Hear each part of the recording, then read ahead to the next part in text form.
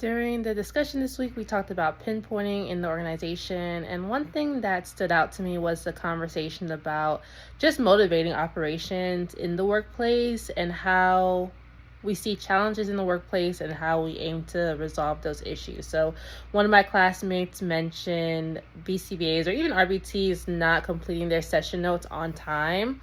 So, she recommended a reinforcement procedure, reinforcement strategy, and the owner was just like, anyone who is not converting their notes is going to be fired on the spot. So obviously that put fear and punishment, fear and avoidance in them, and this led to that behavior change.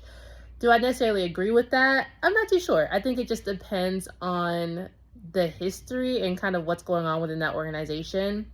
So I know one thing that we're very big on at my main job as a clinical director is making sure your session notes are completed on time. So we have a lot of policies and procedures in place for making sure those session notes are done. If it's a continuous issue, we go into like a policy review and then a write-up, and then if the problem persists, that could lead to corrective action.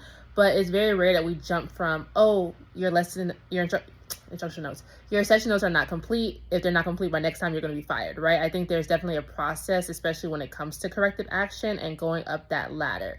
So in this case, it kind of sounds like it was an issue, and then he jumped straight to, you're going to get fired. And I think that that's where the issue lies, not necessarily with the idea of being fired for it, but definitely how do we go up that hierarchy in a way that's reasonable, but also adheres to those expectations.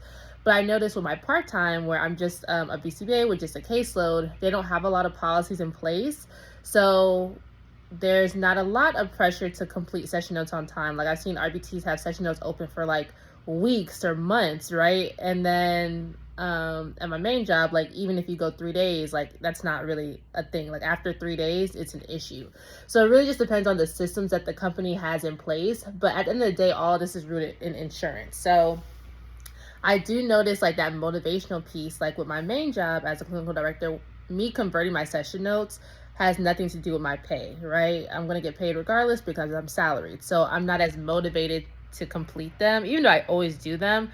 I've noticed that motivation being a little bit different compared to my part-time, where I am getting paid hourly. So if I don't convert my notes before Monday, I'm not going to see it on my payroll, right? So that in itself is a motivating factor. So we see how the idea of pay plays a role in that. So I think when trying to figure out how to solve a problem in the organization, we have to first ask ourselves what behaviors are involved in this process. So Professor, you asked a question to my classmate. It was like, when it comes to completing session notes, what behaviors are involved in this process? So she said, the BCBAs have to attend session. They have to make sure that data is collected. They have to make sure there's a certain amount of data that's collected, and then go in to convert their note. So looking at the barriers to those individual behaviors and figure out how to solve the overall problem. Now, from a clinical director perspective, I am challenged to look at these things from an organizational perspective. So a lot of BCBAs are like, oh, well, they're my notes. If I don't convert them, it's not really affecting anybody else. Granted, they might not say this out loud, but that's kind of the notion that we get.